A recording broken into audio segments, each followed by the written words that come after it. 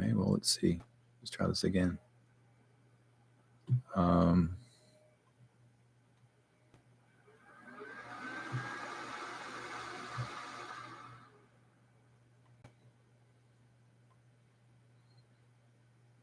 says I'm live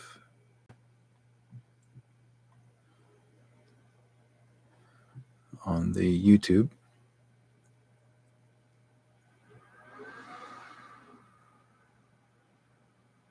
But it's not showing me live. Let's see here. Okay, now I got it. Okay. I'm back in the chat room, guys. They try so hard to take me out, to take me down. Not out, down.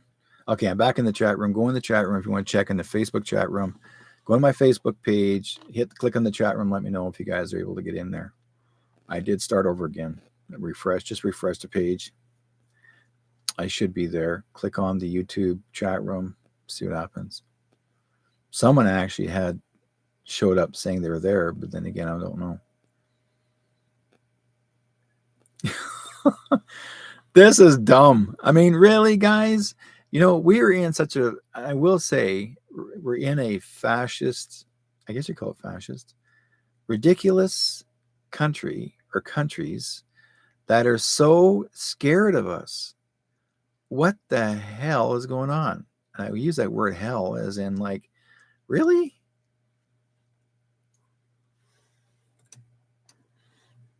They just don't know. These guys just don't get it. They.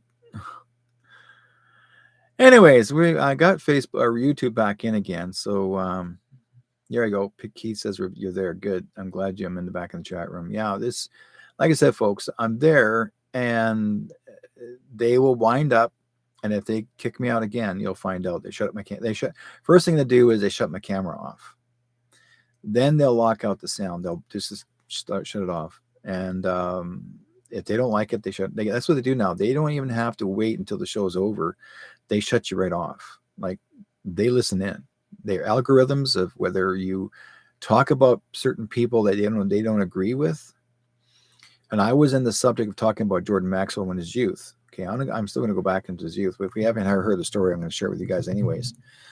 Like I said before, a young lady, when she brought him, Jordan, to the house, and then the father offered Jordan an opportunity to work for him or with them, and to basically to do research. He was going to share the research and let people know, like from the research, and basically expose the world, expose the bull crap. And that's exactly what he had done. So 60 plus years worth of research, and that's what this matrix of power is all about. Now, crazy part of it is Jordan wasn't sure what to do, but like I said before, when the father convinced him, that he said, well, I need to tell you this. I'm actually in love with your daughter. I wasn't going to tell you that. He said, but I'm in love with your daughter, and I would like to be with her, like stay with her the rest of our lives together if she wants to. And her father said no. And he asked, like, okay, why not? And he said, well, you're 19. And he says, yeah, and she's 17. He says, no. You're 19 and she's 1,223 years old. She's 1,223 years old. What? He said, she's way older than you. He said she looks like she's 18, 19. She does. But we live a long time. We're not from here. And it broke his heart. He said, I don't care. I still love her. And he said, I know, she does that. She does too. She loves you too. So what happened was Jordan said, but what if I want to stay with, what if I want to be with her? And he says, right now you need to focus on this in the future. We'll discuss this about your my daughter and you later on. So what they had done, as Jordan, through many years, Jordan did a lot of research. And Gary says, how about a complaint to YouTube of what they're doing? I've already complained, and they said they have the right to do whatever they want. And if I don't agree, then they said you can leave. And I'm not going to leave. I'm still going to do it. Sometimes I get away with doing my shows. I don't care. And I have been getting so many strikes. Guys, when anybody gets strikes from YouTube, and apparently if you get more than 3 strikes, you're gone. Okay? Really, seriously. More than 3 strikes, you're gone. And if you do the 4th one and you screw up, you're banned for life. You don't get to comment on there. You don't get to have a show on there. Nothing. I'm still there. Why? Because I use some military codes and I remind them that what they're doing they can't do. It's called freedom of speech, the free speech, which is the Second Amendment. And even though I'm not American, but I'm using the Second Amendment, which is free speech, and I also use the military code. And once I email it to them, whatever how they do it, when they receive that message, the next thing you know, they release me, and they will watch me. They will limit what I talk about. So, and I'm not the only one. I'm minor to them. I'm nothing to them. There are people in there that do worse stuff than me.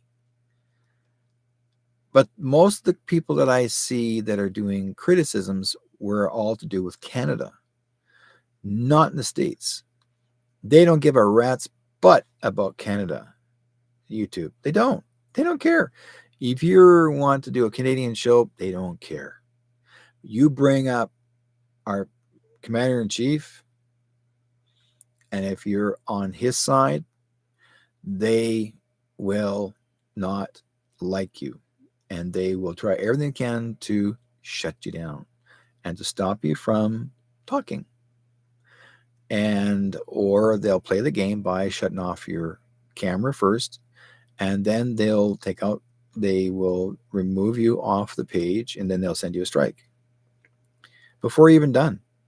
Or if you did complete the show, they'll send you a strike anyways, and they'll say, can't see it. Now you just saw it. I showed you. They removed it. They don't agree. It's gone. Okay. That's what they do. I'm going like, you guys, you're kidding me. Like you really screwed me again. So that's why I have to have 2 cameras on, one from Facebook and one from YouTube. So if the YouTube doesn't save for the filming, I've got the YouTube, or I got the Facebook, and I can record it off the show. Now, I can download this, put it onto my Rumble page, and I can share this around. See, the thing is that once it's recorded, once it's already set up, YouTube can't do nothing about it because they cannot trace it. They trace it because it's live algorithm now. They don't give a crap if it's taped. It's basically they're chasing live algorithms. I don't know why, but what I understood now, they have an AI robotic followers. Now it's all AI robots. So they're watching you, and they watch and they listen. Well, not watch, it's more like listen. And they actually what it is codings. They're just certain kind of codings that if you talk about the same subject over and over again, then they pretty well know when you're coming on. They pretty well have an idea, and they listen in. And if they don't agree with that, there's certain markers they put in there. It's called markers. And then if they don't agree, boom, they shut you down. Like, you're gone. You're done. This has been going on for a long time. And I remember the first time when I started out a couple of years ago, they banned me. I wasn't even allowed to come on. I had no access to even to do commenting or nothing for a couple of months. And I thought, okay, what if I changed my phone number? I had a Canadian phone number in the first one, this one here. I said, well, what if I changed my phone number to an American phone number? And it's Vancouver, Washington, and I use a different name. And I start a whole new page on a different server. And I did. Guess what? I got in. So no matter which way it works, folks, I still get in. Why? Because you got to be one step ahead of these buggers. And you got to make sure, like I tell people, you got your Canadian numbers and you got your American numbers. They only track what number it is. So my 360-566-2875 is Vancouver, Washington. You see, I've always wanted to be one step ahead. So that's how you find out. So if you ever get kicked out, change your phone number. Like, or not change it, but get another one. But you can create a phone number out of Skype. And it's cheaper that way. The Skype is the most cheapest to get a phone number. It's like $10, $11 a month. And that's yours, right? It's worth it because you can use that for anything. If anybody's from the States, they can phone in, no problem, because it's in the States. It's easy. That's why I use Skype, because it's simple for a lot of people to be able to go in, to phone in. And if they can't afford a long distance call, you look for my name, Derek White Sky Cloud, on Skype, and you ask to be a friend on Skype, just like Facebook. And it's kind of social network in a way. Just ask to be connected, and I say yes, and next thing you know, you can phone me. Same way. There's no loss of income, and it's free. You can phone somebody in England if they have a Skype page on there. You can call them up if their name's on that list. Just say you want to be a friend, connected to them, and if they accept you, boom, you can phone them anytime you need to. That's how they do it. So it's not everybody is able to do this, So, anyways, let's talk more. So, anyways, like I said before, we've had Jordan. We talked about Jordan Maxwell, and in this book about the Matrix of Power. Now, I have noticed a lot of issues that the students were having before when they were graduating. And I thought I need to give you guys a little bit of a heads up. I got 2 pairs of glasses on because I'm doing micro read. Hang up close. So here's what I'm going to share with you. You need to know this. Why people wear square hats on their heads when they graduate. I'm sure a lot of you may not know that. But it relates to the New World Order, and it also relates, the square hat relates to the Freemasons. Where are we here? Okay. As you can see here, there's a graduate hat. Okay. And it says here,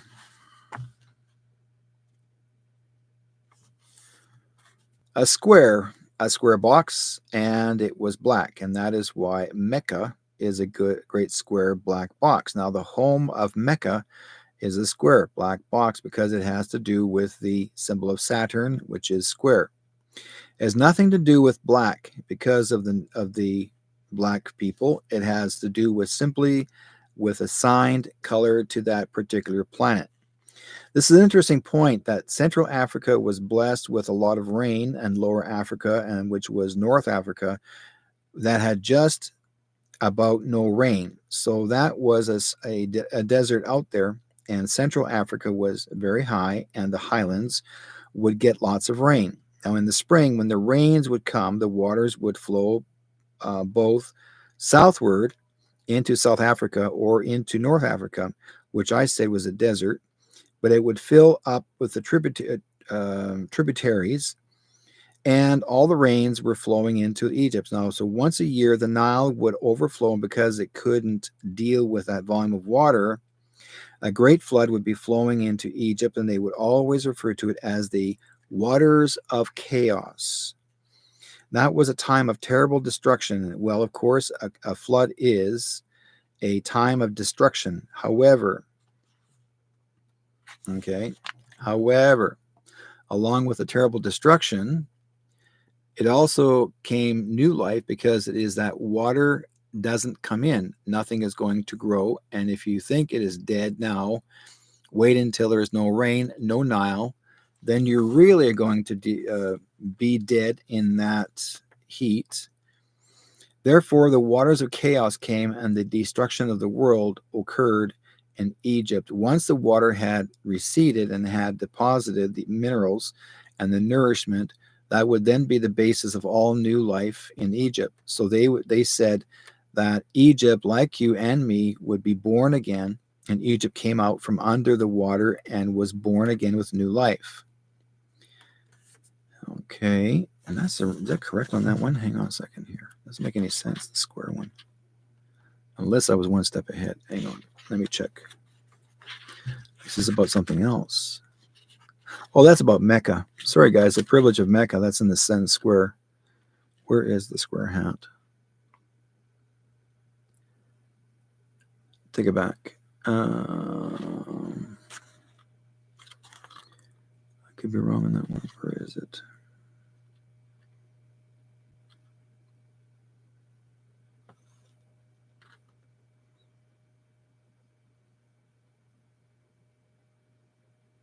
Yeah.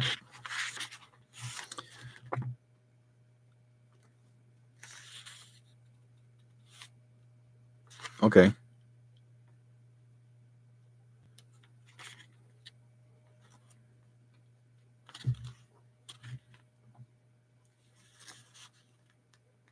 Okay, here we go. Yeah. So it's right. It's correct because it just talks about color black. That is where to get the Ark of Noah or Noah's Ark, but it is actually the Egyptian Ark of Noah, which was the wet moon, Noah's Ark, the Agona, Arghanoa. I'm not sure how it's spoken. Then when you get further into Saturn, you begin to understand that his color is black.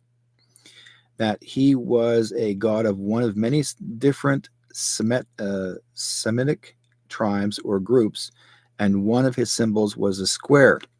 When you get into the square, black mortar board, that's your hat, okay, that the university or high school students wear when they graduate. It is a square on his head, and it is usually black. The color of Saturn, one of the ancient Hebrew gods. This is the same black used on the robe of judge that wears when he is going to throw you in jail, because the black represents Saturn. Saturn is the old Semitic god. That is why churches and courtrooms look the same today, because when you go into churches, you sit out here with the poor folks in the chairs, and out here is the pews. Is that correct? Yeah, in the pews. You cannot go up onto the lifted higher elevation. You can't go inside the gate. You can't go inside the little doors. Only the priest can go inside there and officiate for you. You stay on the outside with poor folks. The altar is always raised at least 3 tiers, because in Egypt, that was the way it was always done. The altar was always raised to the people that could see the representative of God dressed in black. The priest comes out on the altar dressed in black, and he is officiating for you. He is the mediator between you and God. That is the same thing that happens in the courtroom. You walk in and you are part of the poor folks sitting out here in the audience, and here is the fence or gate that separates you. The attorneys can go inside the gate, and they're your mouthpiece to go talk to God for you and see if they can get you off. And the lawyers will be the mediator, because God or the judge who judges you and man, and that is where all of this comes from in our society today. So now your sheriff's badges, remember those guys? Remember those badges? The sheriff's badges, right? Okay. Let's see if you can see that.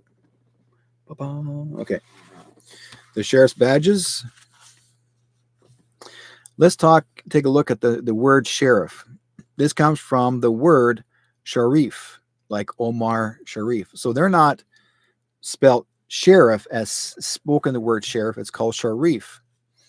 Like Omar Sharif. Sharif was the lawgiver in the ancient Egyptian world and six-pointed star, or the Star of David. That is what the Sharif wears today, the six-pointed star. When you get into all of that, you open up a whole new realm of thought, because now our symbols on the streets begin to take special meaning when you understand that they come from the ancient Bible. Then you find out who the people were behind the old Bible, and you begin to figure out things again and begin to see how these symbols all connect.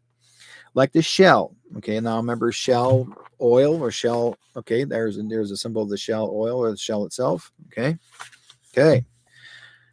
Shell Oil Corporation. It is not a shell. Look at it closely. It is the rising sun with its rays extended and only disguised as a shell.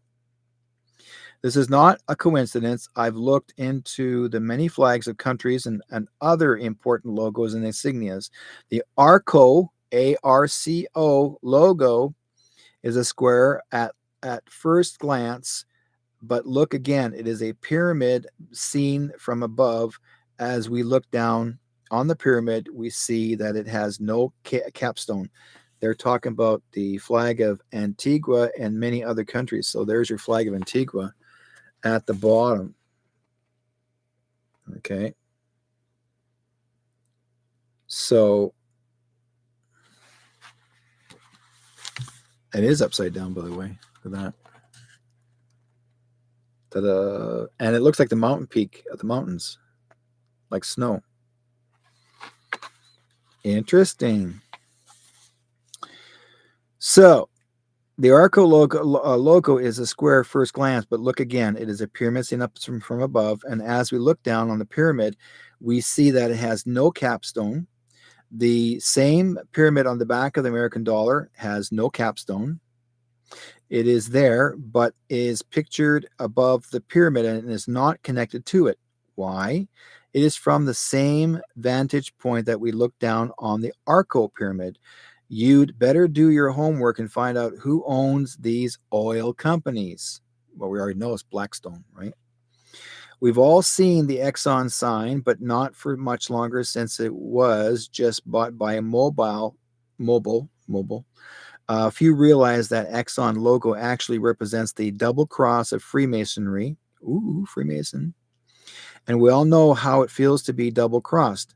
Now, let me explain more about the ARCO symbol. Now, in the Bible, the 12 apostles called the 12, the 12,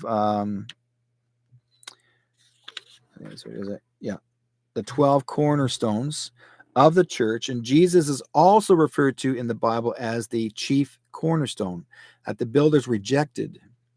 Now, the chief cornerstone is a Greek word that means the peak of the pyramid, and the tip of the pyramid at the top is the chief cornerstone. So stop for a minute and think about the message being so very subtly delivered by the ARCO company. Who is in charge of the world, really in charge? And without the chief cornerstone being here, who owns the oil companies? And who owns you? Let's talk about the Steven Spielberg's movie, The Raiders of the Lost Ark. They are raiding the Lost Ark, but if you go into the encyclopedia or any library and get Smith's Bible Dictionary, it's called Smith's Bible Dictionary, on page 23, under the heading of Ark, you will see a beautiful ark. It says the ark was the Egyptian ark. It was in Egypt, and it was purely an Egyptian idea. Now you can understand why Spielberg's movie took place in Egypt and with Anglo-American white folks looking for the lost ark, with Nazis who are also looking for it. Now the Nazis represent Europe, and they are looking in Egypt. Now they are not looking in Israel. They are not looking in Jerusalem. They are looking in Egypt, because that is where the ark came from, and they know it.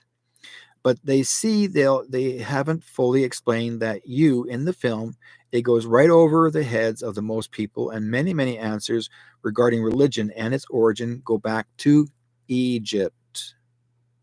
Okay. How do you get this book? Go online. Okay. And you should be able to find this book. There is a few left. I'll let you know about who to contact to find out get it.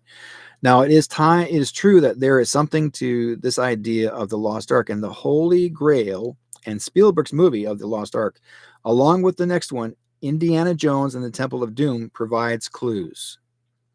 If you can't understand those two, then you are sure you can't understand the last one, Indiana Jones and the Last Crusade. You are not going to understand the Last Crusade. Now, basically, it takes the first crusade in the Middle Ages because it is the same crusade and it's been going on for a long time. And that crusade is very simple. I'm going to explain that to you. Okay, and here how it goes. These crusades are between some very powerful secret societies in the world. Here we go, guys. You ready for this? That make the mafia look like Sunday school. They are powerful criminal secret societies in this world, and they would just scare you to death. And they are work at our world today. They're battling. Where we go here? They're battling for the Holy Grail, and the Holy Grail was a cup. And according to the ancient teachings, the cup was the earth. The cup is the earth of life, and that holds all life, and the cup holds all the blood. The blood on the earth is in the Holy Grail. So whoever controls the earth controls the Holy Grail and controls all the holy blood. Now, you guys understand today, what are we fighting for? Why are they dealing with adrenochrome? Think about it. The holy blood is in the Holy Grail. Now, that goes back to this old idea about the shedding of the blood. Okay. Why are we going to shed the bleeding or the blessing? That's right. You are going to get blessed with the shedding of all this blood. The cup is in the earth and the blood is you. Now that sounds like oil to me, right? Now you can understand what they mean by the New World Order and the methods that are being used to accomplish it. We should understand that there are some very powerful secret societies that are operating in the world that you have never heard of, because anytime you hear of anything going on in this world, you can be rest assured that it isn't important, because if you had heard of it, it isn't important, but it is what you haven't heard about that's going to scare you. Now, we are going into something that is quite pertinent to this whole discussion. We can look around the world and see that we have nothing but problems, and we're talking about war, racism, and dissension between peoples throughout the world. What causes this? Who causes this? Big businesses make money from major conflicts, and we should look carefully as to who owns these major businesses. The rule applies that only a few have control over the many. And these few are quite often connected to the secret societies with big money. Okay. And the major films in Hollywood sometimes give us clues, because these same large companies own the film studios, and they want you to see this.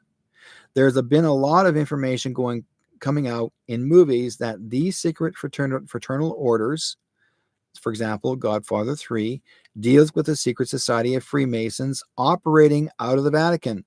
Godfather 3, I didn't know. Freemasons, guys, out of the Vatican. But that's not exactly where Freemasonry operated during the beginnings of the Vatican back in the 3rd and the 4th century. They weren't around yet. Other power groups often influenced the Vatican, and religious institutions were merely outward fronts for the power groups in control. We've always known, and we have seen it in our own country, that the many public organizations, institutions, and churches are just fronts for those who hold the power. And the front organizations always operate in the light of day, and while behind them exists the money, and the real power behind the scenes always goes back to the money, because the money is power. These who want information, or those who want information on the secret organizations behind the Vatican, might go to the library and look at Encyclopedia Britannica, or any other good reference book and look under the Knights of Malta. The Knights of Malta. If you want to get into American religions, look under the York Rite movements of Freemasonry. The York Rite movements of Freemasonry. A classic example is Charles Taze Russell. Charles Taze, T-A-Z-E, Russell, a founder of the International Bible Studies, later to become known as the Jehovah's Witnesses. Freemason. Okay. Now, Russell himself, it was a York Rite Mason, and he went to England and met with Louis, the House of the Rothschilds. There we go. And with Zionist leaders. Later, he came back to America and promoted what he called the Jehovah's Witnesses and their concept of the New World Order. They had been preaching in America for over 100 years with the New World Order, and the same New World Order that we hear about today. That's the same New World Order that President Bush was speaking about publicly, and every other politician that's a politician and or president has said the New World Order. This is the same New World Order the Mormons are talking about their gatherings. This is the same New World Order that the Seventh-day Adventists are looking forward to realizing. It is interesting in how all these groups just mention nearly clearly as much use of the Masonic symbols that are closely tied with in every organization, including the Catholic Church. If the New World Order should come down upon us, many changes would be made, and it seems that these religious groups, the Mormons, Seventh-day Adventists, and Jehovah's Witnesses, and all other vying to be religion that takes over along with the New World Order, the same Masonic symbols, and were put on the American dollar bill in 1934. Okay, these are Federal Reserve notes, and these symbols are put on the Federal Reserve notes by Franklin D. Roosevelt. Now, he may not have taken credit for this. November 21st, 1933. Now, remember that number, November 21, 1933. He told the colonel, "The real truth of the matter is, as you and I know, that a financial element in the larger centers has owned the government ever since the days of Andrew Jackson. FDR, according to his own son-in-law, was manipulated from day one. Curtis Dall, D-A-L-L, wrote a book called My Exploited Father-in-Law. In it, he stated, for a long time, I felt that FDR had developed many thoughts and ideas that were his own to benefit this country, now the United States. But he didn't. Most of his thoughts, his political ammunition, as it were carefully manufactured for him in advance by the Council on Foreign Relations, One World Money Group." Okay. Brilliantly, with the great gusto, like a fine piece of artillery, he exploded that prepared ammunition in the middle of an unsuspecting target, the American people, and thus paid off and returned his internationalist political support. The one world government leaders and their ever close bankers have now acquired full control of the money and credit machinery of the U.S. via the creation of the privately owned Federal Reserve Bank. Franklin Roosevelt, as history tells us, instituted a plan that was called the New Deal. The New Deal ultimately revealed that we used to be America, but that our enterprise was now a success. And this is based on this new money at the same time. And it's stated to this day on the back of the $1 bill in Latin. If you guys get your $1 bills, have a look. In effect, that they were saying that we have changed America from being a free enterprise system and have now brought into world banking the IMF, the International Monetary Fund, and the American people never even knew what happened to their rights. That's why Many of the cults and movements across America are promoting a new world order. They're all welcoming the new millennium and attempting to position themselves should changes occur. The Pat Robertsons of the world, he's a prominent Christian evangelist, and from all the Christian broadcasting, radio, and television programs are welcoming the new millennium because the Lord is coming back. Excuse me, but the Lord is supposed to be coming back. The new millennium begins a new 1,000-year period that they think has some significant connection to the Bible prophecy. I know this much. The Lord might not be coming back, but you better keep an eye out for the New World Order. They're going to need an official religion, you know. And in many ways, the New World Order is already here. The cement is hardening around your feet. You just don't know it yet. And just try to remove and exercise some of the freedoms you thought you had.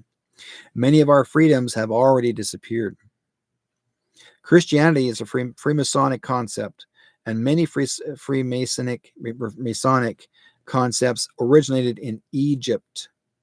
Freemasonry did not officially exist yet during early Christianity in the way that we know it today.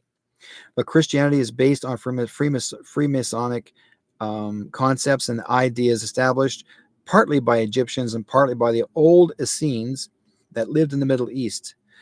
That is why, incidentally, that we had so many problems getting the Dead Sea Scrolls out. Because in my opinion, there is material in the Dead Sea Scrolls that can cause some very serious problems with Christians and Judaism. Much of the scrolls have been released, but few people are studying what they really say, and contrary to what you might think, not all the Dead Sea Scrolls have been released. As of this writing, one book, the Angel Scroll, remains under lock and key in monastery Germany. Okay, in a monastery in Germany. That remains hidden, could be damaging to those belief systems, but there may be a vested interest in keeping it locked away. They don't want you to know the truth, guys. Okay? I am not condemning anyone of the Christian or Jewish faith. I am only presenting the factual records of history. It is time that we become open to looking at all of our backgrounds and where we came from, and come to understand that we all have things that we need to know about our origins. We are told that the New Testament came from the teachings of Jesus Christ, but Christianity is also retelling of the most ancient story of the world has ever known. The story of Christianity itself, as it has come down to this, about the one earth. There is a big difference between the idea in our mind of Jesus, of Christianity as taught to us, and the actual authentic Jesus that walked on the earth. That's why today Jews do not accept Jesus as the Christ or the Messiah. They were the ones in the Middle East, and it was their country, their language, and their book. And if they don't accept the story, there must be a reason why. The Hebrews do not accept the story of Jesus as being true. Here we have a religion that supposedly originated in their own country using their own language, and they do not accept it. Whatever the ancient Hebrews were individually or as people, they were not stupid. They were and very well educated. However, they do not accept the story of Christianity. And so if they are not accepting the story, I would like to know why. Now, my outcome and that is that I understand why, and I have run this by many times with rabbis in the field of theology, the clergy, and I now know that what I know, they know.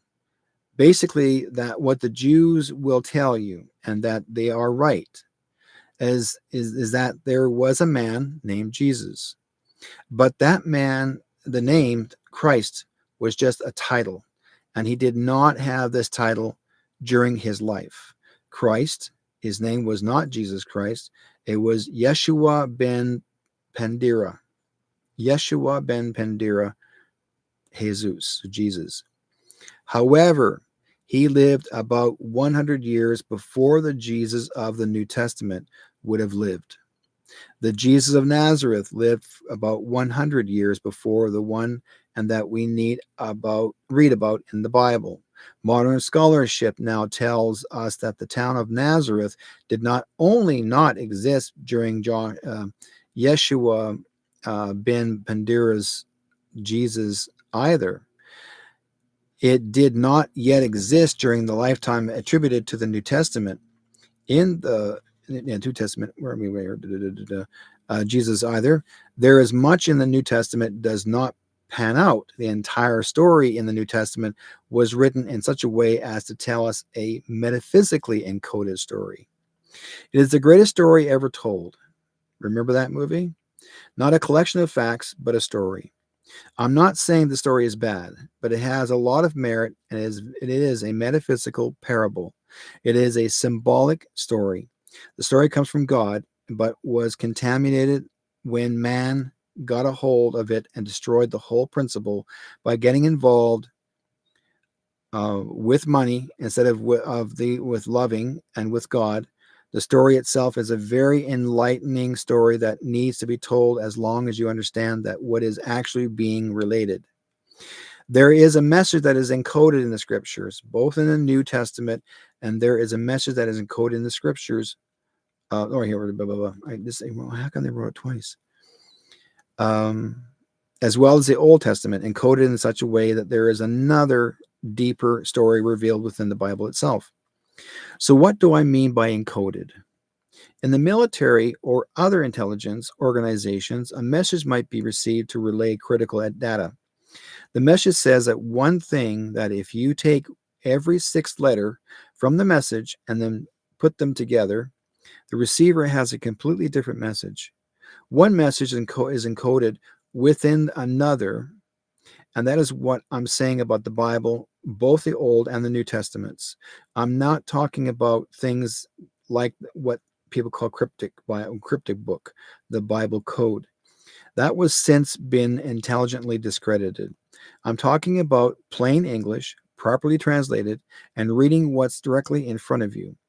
But most people fail to see it because they are taking things either too literally or accepting blindly that they've been told to believe without thinking for themselves. All it takes is to look closely and to think. Anyone can read the message of Jesus, but only a few unknown people can read the encoded message. Not only do I see it, but I've talked with many experts about this, and they assure me this is true. That's what I'm saying here. That is why the Jews do not accept this biblically written story of the New Testament of Jesus, because were very smart in this field of Semitic theology, and they know that the encoded message now, why the story was written in the encoded form, I don't know.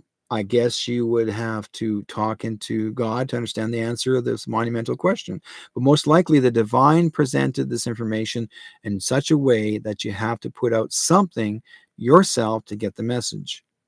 You're not going to just get it, but like you go to Sears, Simpson Sears, and you have to really want that understanding. You are not going to receive this in understanding just by opening a vein and popping an IV. You have to really want to acquire this meaning behind the writing. Seek and you shall find. Knock and it will be opened unto you, and ask that you will receive, and yet ask what you have given unto you. The whole idea is to study and to prove all things, and don't just accept the way things are until you have done so. Hold fast to that which is true, and the whole idea is for you to do your own homework. But don't expect someone to appear and lead you to God. That will never happen. It is not happening now. It is never going to be that easy. Symbols and emblems are the bottom line of any revelations. And if you don't know how to read the symbols, you don't know what the story is truly about. Why don't our world religious leaders discuss all the hidden agendas, and why don't they reveal the truth about these symbols? Religion, politics are one and the same thing. We had been misled by our misleaders, separating religions from state. We all thought that this had already occurred. Not so. There's never been a political movement on the face of the earth that wasn't a little religious. By the same token, there has never been a religious movement that wasn't somewhat political. And they affect each other more deeply than you could possibly imagine. In America, we had political institution that running our government. Our government is as religious as Ayatollah Khomeini was as of Saddam Hussein or any other government of the world, including the royalty of England. The great royalty of the British people is nothing more than politics. Getting back to the United States government here, the president, the Congress, the legislative branch, the executive branch, the judicial branch, all are religiously based. They all operate within this agenda of symbols and emblems. I am not saying that every one of these people involved in the politics of government is aware of this agenda, but there are far few at the top levels that know and hold this control over the general population. And on the surface, there are politicians there is the clergy, but the fraternal orders and secret societies, the Masonic orders of sorts, are operating behind the scenes. This is where the clergy can get together with the politicians at their fraternal lodge halls and talk over business as to who is going to go back when during the political elections. There is a very important connection between politics and religion in America. The Freemasons control and run the government. Let me give you that example. Someone I know has a friend who was married to a member of the Bohemian Society. This is a group of men who, from a huge gathering for what they call the Bohemian Grove Picnic in Northern California. Once a year, during the last 2 weeks of July, and during this time, they open the Bohemian Grove up for one day only to the members' wives for an assembly of very costly activities. And when arriving, everyone is picked up in trams, just like riding into Disneyland. The man driving the tram she rode in on was black. After attending the events, everyone is then picked up on a tram and once again to be returned to their vehicles, which must be left a long distance from the main Grove compound. All during the day of the festivities, she saw no other people of color, no other races, whereupon she had to assume that there was the one token black allowed on the grounds of the Grove. She also determined by attending some of the day events that the primary attendees were either graduates from the higher institutions of learning, representing only such universities as Yale, Harvard, the University of California, or Stanford. Is this a picnic or ties no, sorry. Is this a picnic or what really does go on during this summer productions? She also learned that a number of prostitutes were the only females allowed into the compound. Prostitutes, women of the evening. But you would usually never hear of this information unless someone had actually been present and experienced for what she revealed to me. That sounds like Harris. Perhaps someone should infiltrate this fraternal order just as they have done throughout the ages with other righteous groups, and to find out the truth of that, of what that primary hidden agenda is all about. Only the most politically and professionally powerful are ever asked to join this all men's club, and think about it. On another occasion, when she attended as a dinner guest in a stately Tiburon estate, the female hostess began what became a rather intense conversation with those present regarding the fact that women are never allowed to enter the hallowed halls of the Bohemian Club, which is located in a prestigious uptown building in the city of San Francisco. The hostess proposed that a class action suit be served upon this club for sexual discrimination. My friend reported that she replied with these words: "Most probably not in 100 years would this good old boys club ever allow the rule to exclude women to be changed. In the women's favor of being included inside this all male domain, there followed a few heated discussion among the rest of the men who were all members of the course and of the Bohemian Society and the women present. Another time, when my friend went to pick up her former husband from the meeting at the Bohemian Club, while waiting for him to appear, there emerged two men dressed in the complete drag with makeup, female attire, drag queens, the whole effeminate regalia. When she asked about this episode, she was harshly brushed off by her then husband to mind her own business. Later, she learned that the men dress and enact all female parts during the Grove's annual picnic programming, and as they prepare very highly designed sets, costumes, and whatever else was necessary to present a richly created production. And for these most opulent entertainment productions, which cost thousands and thousands of dollars, the most famous male stars are included, along with many of the national corporate presidents from the film and television industries. This is provided by these men to enjoy during these 2 weeks of totally affluent associations. These are extraordinarily organized times for major connections from the most powerful men in America today. Needless to say, every male member involved is white, upper class, elitist, and highly educated. I have colored pictures of all these ex-presidents of the United States at the time standing in unison on the platform, in which I understand now is professionally designed stage set before a bonfire with a large, approximately 25 to 30 foot high owl, with each one of the presidents in a cape similar to what you see at a Ku Klux Klan's gathering. This is a specific fraternal order that they belong to and support to worship an owl as a symbol of wisdom. They do this at 12 midnight now, and I have to ask you, what are ex-presidents of the United States, such as Jimmy Carter, Richard Nixon, Gerald Ford, Ronald Reagan, George Bush Sr. and Jr., doing there? These are all living presidents standing there in a unison, and the whole line of them in uniforms, looking like the Ku Klux Klan members in the front of a great bonfire worshiping an owl. Of course, they've all seen the owl, which overlooks the front side of the dollar bill, but upon its perched in the upper right-hand corner.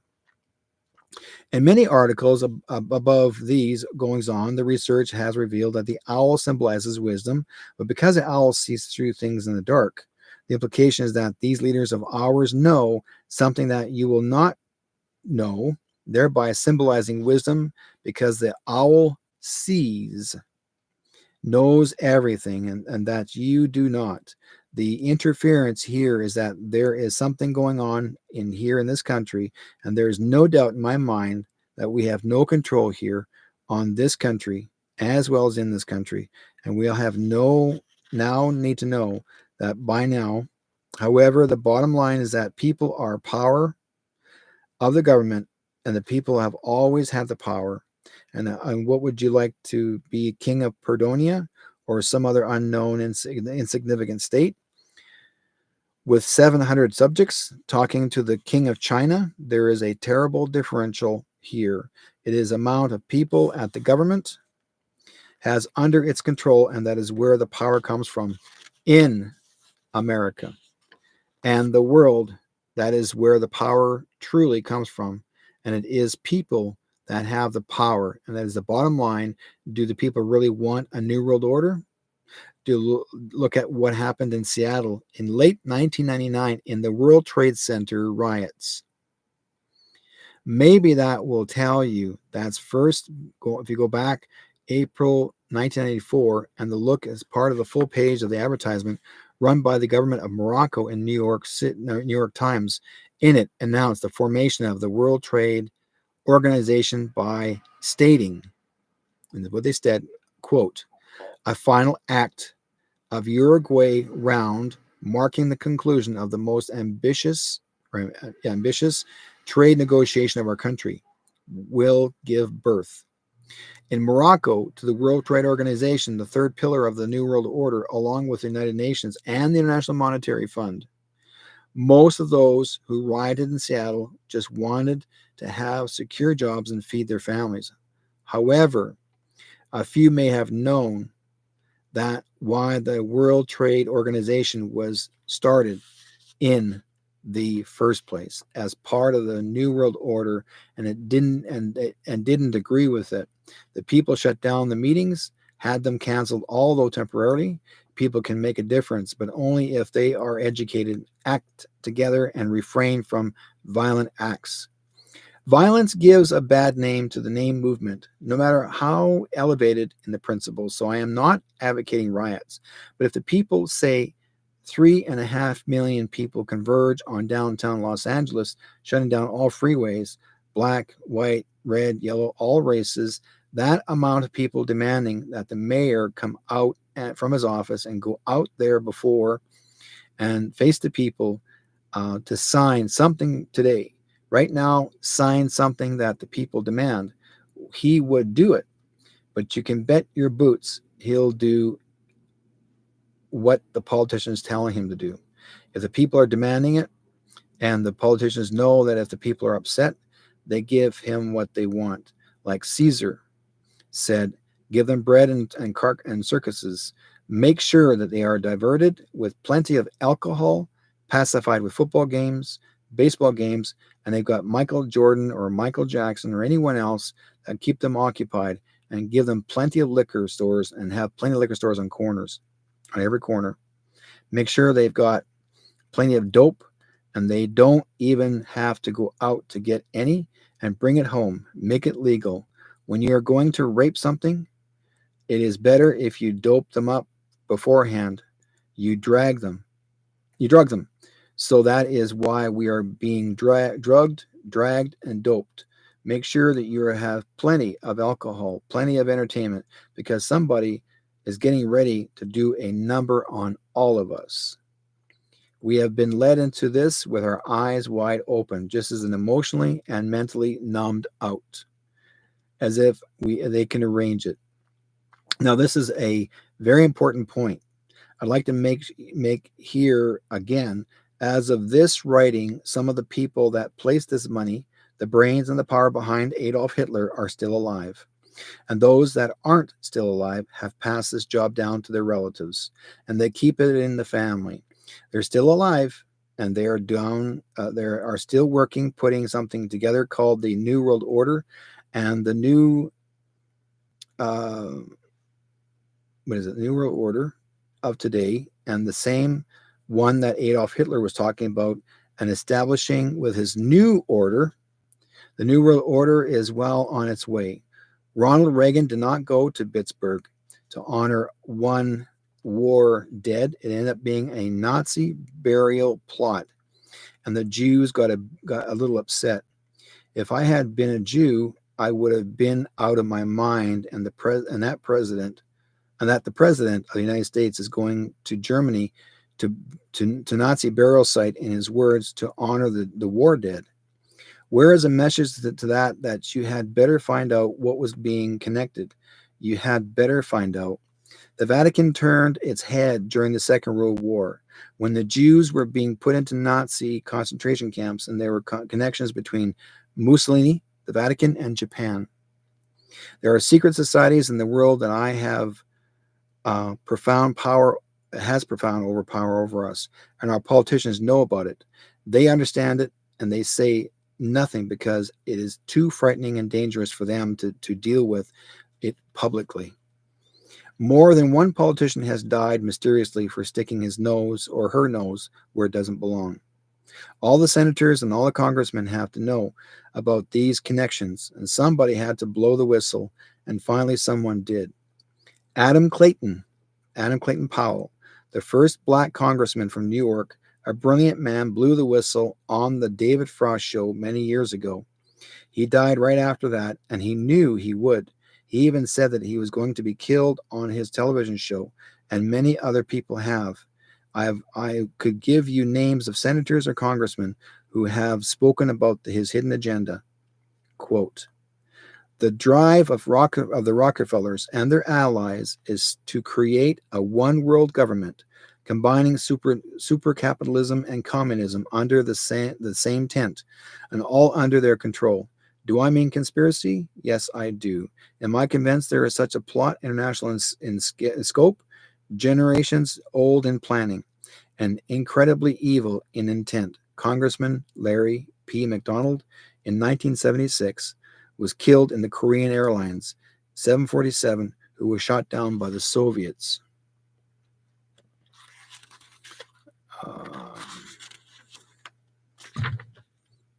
By the Soviets. We have tremendous problems in our country, and they're never going to get straightened out. And because the real problem is behind the scenes, and our media is not telling us anything because they're being paid off. The classic idea of what I'm talking about is the media is on the back of the $1 bill. The eye at the top of the dollar bill is the same eye that is the portrayed on CBS television symbol. CBS is the all-seeing eye, and it goes back to the group of Freemasons, and that came to this country before the founding of their constitution, who were called the Columbians, known as the Columbian faction. They founded what we know as the Columbia University. Out of that has come Columbia Space Shuttle, Columbia Pictures, Columbia Broadcasting, British Columbia in Canada, CBS, with all-seeing eye on the pyramid as their symbol. As a matter of fact, our government, our so-called government, is not even a part of our country. It is an area called the District of Columbia. It is a separate district, not part of America at all. The simple truth about that fact is that there was a section on the geography in this country that was set aside by a very powerful group of Freemasons called the Columbian faction, and working behind the scenes during the founding of this country. Who are the Freemasons? I hope you guys know what I'm talking about. Who are the Freemasons? This fraternity is connected to the levels that go higher and higher and higher, and most members don't know this. It just keeps escalating as it goes up. There is an enormous international building in Switzerland that is dividing into three parts, which looks like the Mercedes emblem, with a triangle within the circle. That is what this building looks like, a three-part building. And 1/3 of this building in the United Nations and world headquarters, and this is operating in Switzerland. Many people think that the United Nations world headquarters is located in New York. It is not true. It is their field headquarters that is the New York. The main United Nations organization is based in Switzerland, where the banks are located. Within the International Monetary Fund or the World Bankers is in the other third of this building, and the last third belongs to the Freemasons. And this was the set up for many years, but as I understand it, one of these groups has since moved out. But the point is for you to understand that who is running things at the highest levels in this world affairs. And that's why it becomes so important to have all of these organizations in the same building for many, many years together. It's a matter of convenience for those who hold the true power. Do you remember the television called The Mission Impossible? The TV series? Yes. If you ever seen a rerun, watch the opening of the show very closely.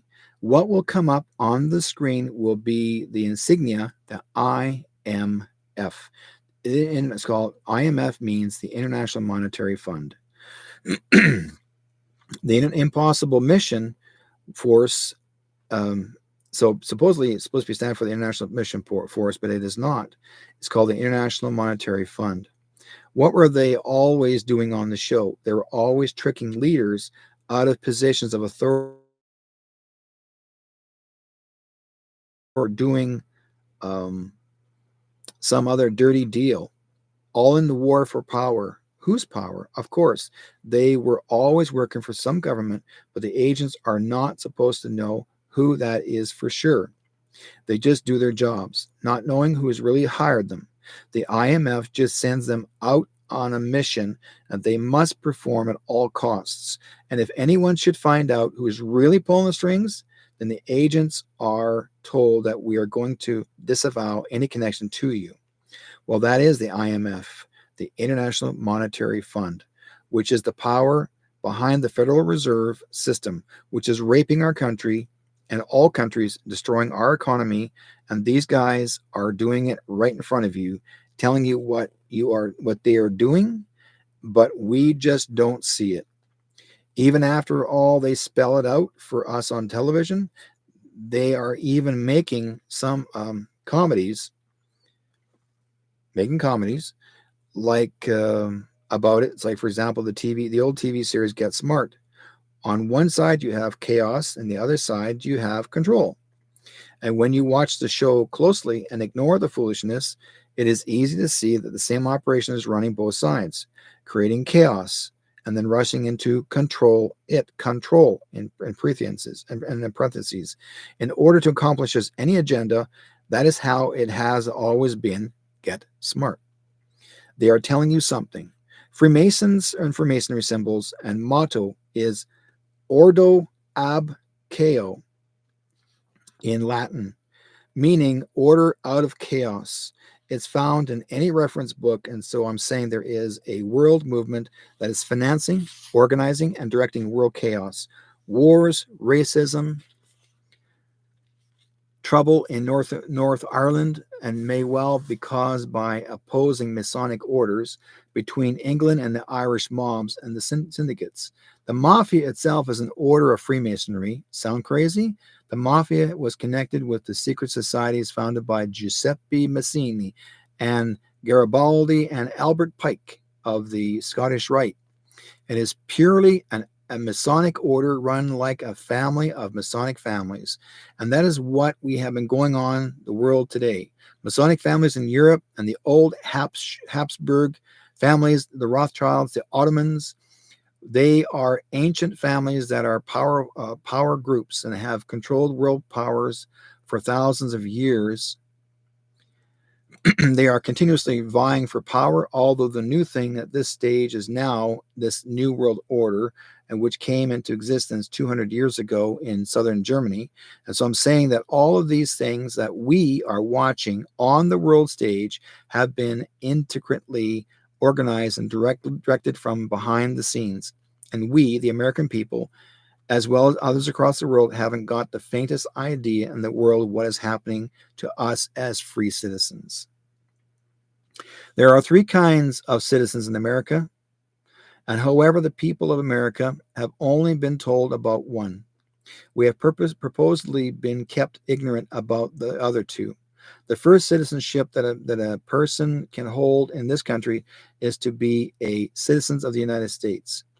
That is what we are all told that we should be. There is a second one, and that is to be the citizen of the United States of America, which is the second one, and that is to be the citizens of the United States of America, which is totally different.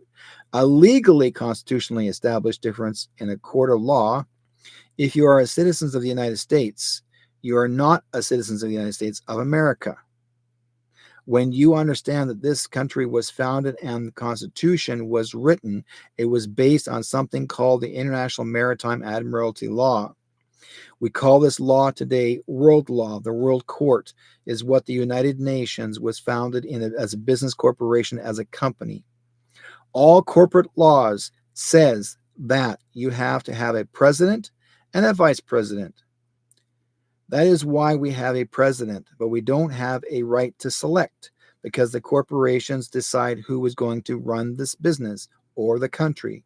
We are experiencing that dilemma right now, and that we can elect and we can not select. There is a very real difference in where the power is, and in thinking we know what is going on in our national elections.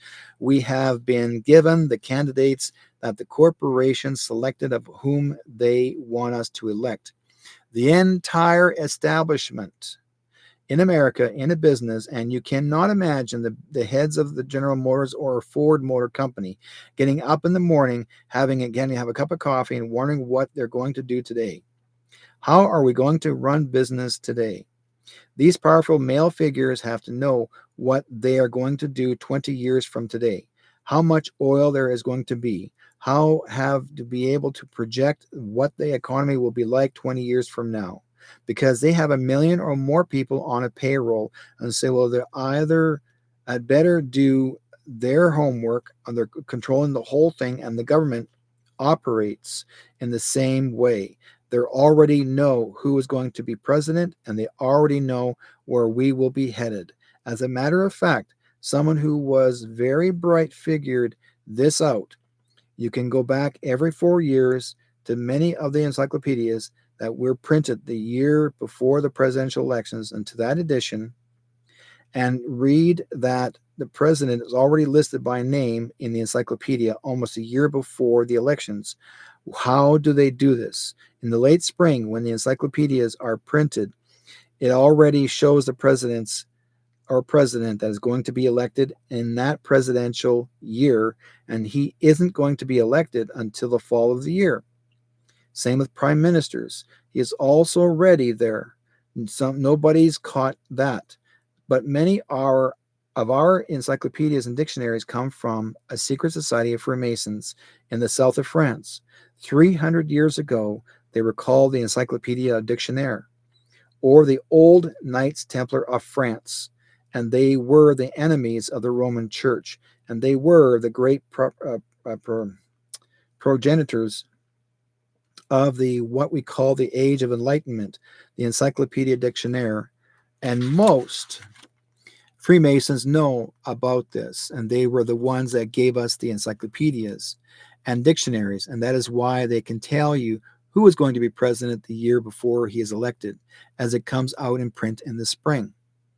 Now, we think that our leaders are so wonderful that you had better take a long look at the rest of the story, and this includes all the world leaders as well as all the leaders of the world governments who there is a game going on, a paternal system of power, and that is called loosely the New World Order, as opposed to the Old World Order. It's the new game in town, and it's taking over. Better get in line. Europe dominated the world, so Europe, who called the Old World, and of course included the powers behind it, the old European families, the Masonic secret societies behind these powerful old families, the Romanovs, the Krupps, Krupps, they were the power groups working in unison, a power unit called Europe, which dominated the world. Now, the Vatican dominated Europe altogether with these families, but today the New World Order is slowly eroding that power away from the old world, and it is massive and complex struggle, and that we never see on the surface. So where is the New World Order based out of? It is based in Britain and America, but it is mainly British. There is a big difference between being English and British, totally different. It is a night and day difference, as English is a bloodline coming out of the old Celtic peoples of the Nordic race, while British means man of the covenant or holy man, as I previously explained. Prince Charles is never going to become king. Still isn't. That is not the real king, because he would not be going along with the scheme of things there, and so they're breaking up his marriage and making him look like a dope in the result of that. It seems clear that his first son is going to be king. The powers that be do not want Charles to be king. Prince Andrew is the Duke of York, which is the head of the York Rite of England, which is the working in concert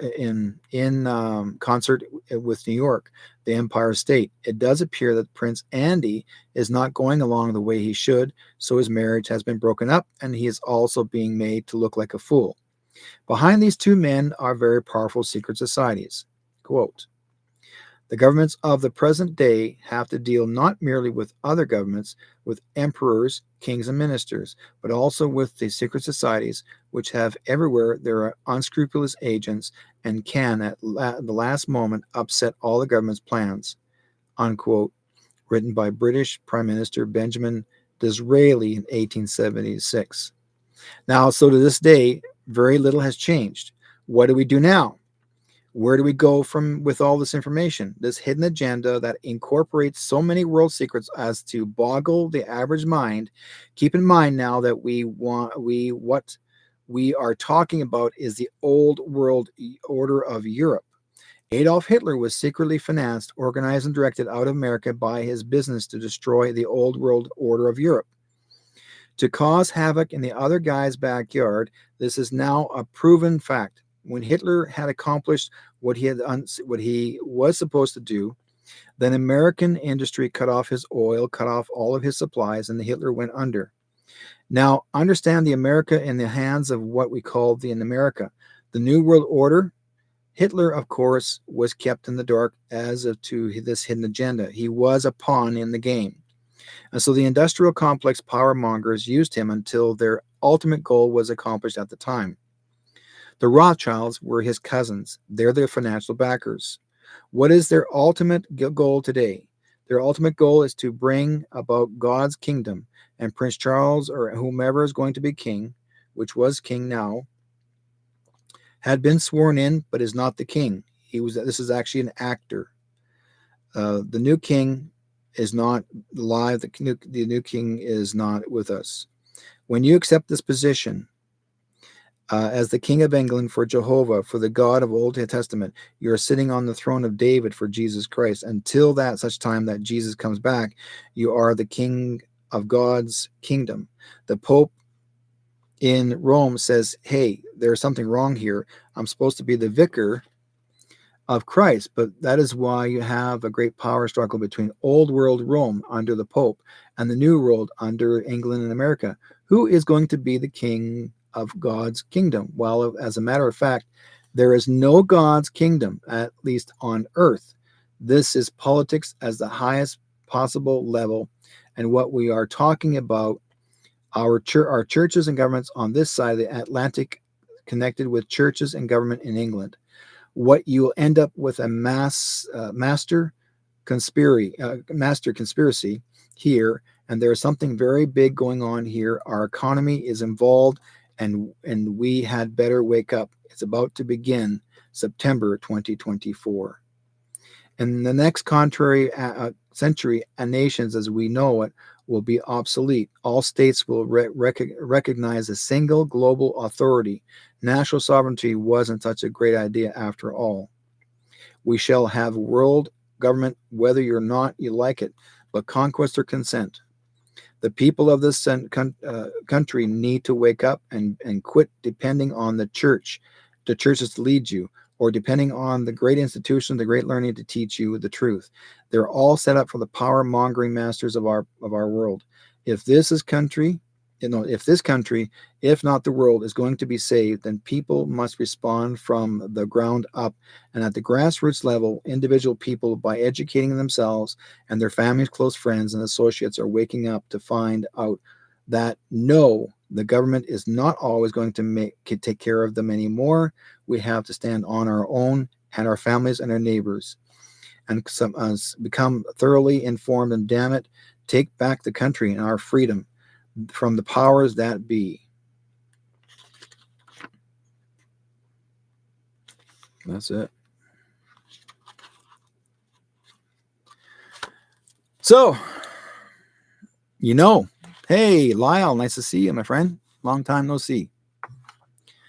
So, the book itself, again, guys, if you want to get it, I recommend to get it. This fellow here is 60 years worth of research. Jordan Maxwell, okay? He's the one that actually had written this book. 60 years worth of research. It's worth your while to get it. Power of the Matrix of Power. My camera. Yeah, there we go. And Secrets of the World Control. Now, he talked about, there's lots here. I mean, it has a purpose. This is one of his books. But I met Jordan. I've worked with him a few times. He's like I said, he exposed a lot of people. There's more to this, absolutely more to this. And the thing is that people need to know the truth. He's actually sharing you the truth, and it's mind-boggling. And there's more to this book. I mean, a lot more. I know Amazon has this book, so I recommend to get it from them. Okay, order it online. It's worth your while. It's something you can pass down to your friends. Like once you read it and then pass another, you can photograph some things on there. Share and share that with other your friends. It's worth your while. Like I said, I've read this book I don't know how many times over, and I've actually, like you can tell all the parts that I put in there. I went through it, things that have purpose. But Jordan was actually, he wrote this book. This is going to be telling you guys something here. The year Jordan wrote this book, and he actually signed it for me. He wrote this book in the year 2000. How is it that he knew that Charles was not going to be king? And how did he know that they're going to replace him? And they did. How did he know all this? Because he knew. That's 24 years ago, Jordan wrote that book. And yet he knew. Because he learned. He did his research. He went through everything. Not always computers. At the very beginning when he started, like I said, 60 years of research. When he was young man, 19 years old, and he passed away at the age of 82. And I learned a lot from Jordan. And his research is phenomenal.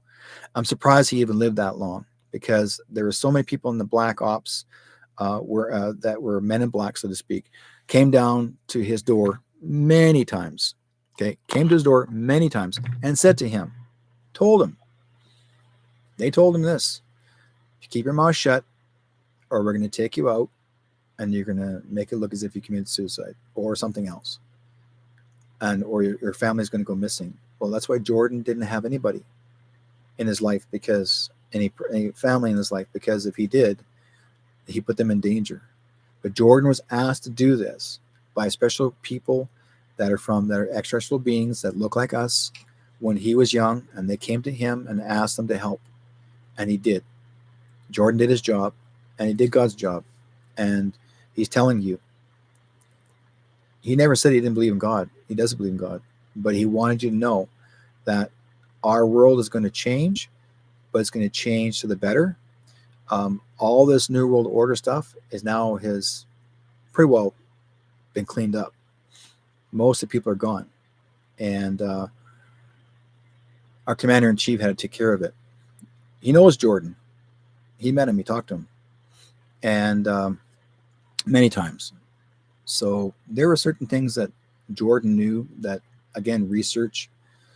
There's probably things that our commander-in-chief probably knew that Jordan did not know. I don't know. But I do know that that Jordan told me that he met with the Princess of Saudi Arabia, spent three months there on a location where she wanted to learn everything what he knew.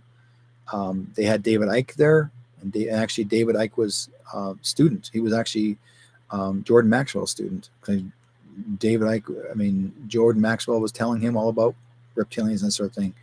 So Jordan knew all about it, and then Icke himself actually experienced it too. So this is a continuation from all kinds of people. Jordan took care of the UK, European area, and Jordan took care of, David Icke took care of the UK, and Jordan took care of the United States. He took care of the rest of the world. So, like I said, even Canada, you guys think about this. The Freemasons, they're the ones that built the people may not know this, but the Freemasons built our parliamentary buildings here in Canada. And it's been proven. They've actually said they did it. There's photographs of them actually saying they built it.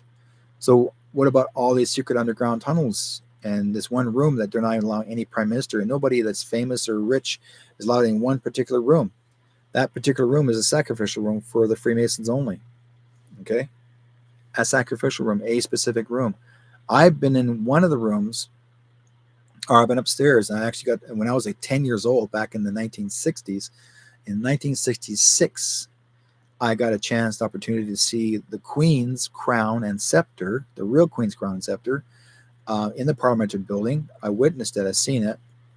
It was a whole classroom that got to see it behind velvet rope.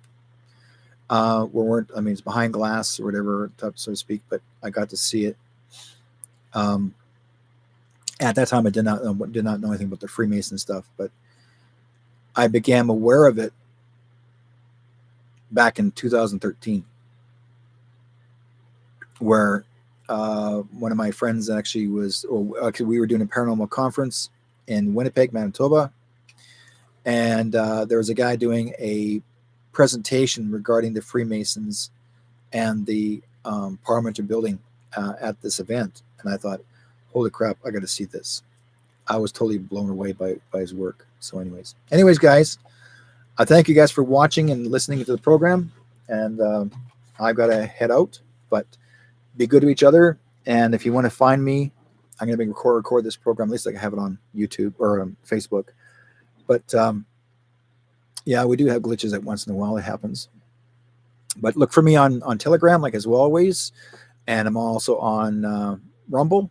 And once I get this one recorded, please like and share me here on the YouTube. Like and share me on Telegram. Download the app, guys. It's worth your while to have your own page, to learn what's going on. It's absolutely important, okay? And you learn more about the truth. That's the reason why the owner of Telegram was told, or was actually arrested in France, because he refused to abide by the rules that every other social network's doing, because he's given everyone a free thinking. He's giving everybody the idea of allowing all of us to share the truth. We're truth tellers, folks. And that's why Telegram is so good. That's why he gave us that opportunity. And it's not just about truth tellers. There's many people in there do spiritual stuff in there, alternative health in there, music, just anything and everything. It's spiritual. There's all kinds of pages. You start your own groups.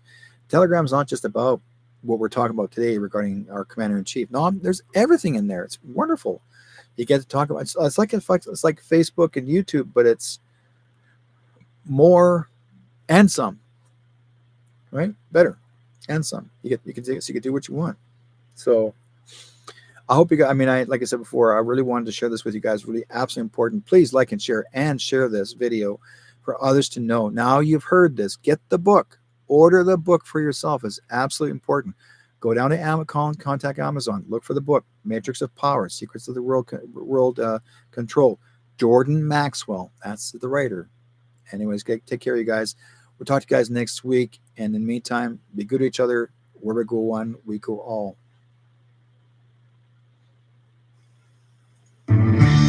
Everyone lives, everyone dies. Everyone loves, everyone cries. Round the world we're all alive. So why is there war? Why do we fight? There's one sea, one sky, one earth. So you and I gotta learn to live together. When one hurts, when one needs, we all gotta learn to live together. Peace, make peace, make peace, peace. Alright. Isn't it time to stop dying? Isn't it time, mother, stop crying? Stop the fighting and the hate. We gotta make peace before it's too late. There's one sea, one sky, one earth. So you and I gotta learn to live together. With one heart, with one need, we all we gotta learn to live together. Peace in peace, in peace. All right, peace, peace together. Peace.